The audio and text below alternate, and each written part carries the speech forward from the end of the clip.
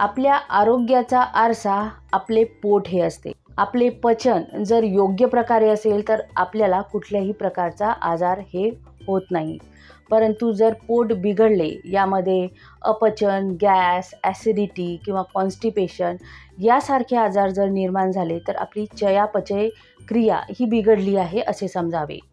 म्हणजेच आपण आजाराला लवकर बळी पडू शकतो. आपली चयापचय क्रिया ज्यामध्ये बिघडली जाते यालाच ग्रहणी असे म्हटले आहे, म्हणजेच इरिटेबल बॉवेल सिंड्रोम असे म्हटले आहे.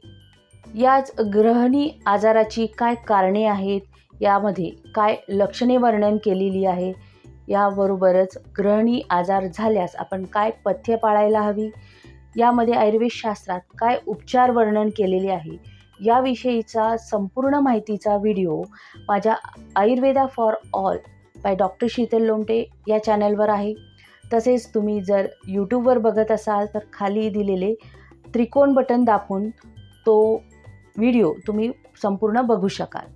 फेसबुकवर बघत असाल तर कमेंटमध्ये याची लिंक दिलेली आहे, तुम्ही ती नक्की बघा.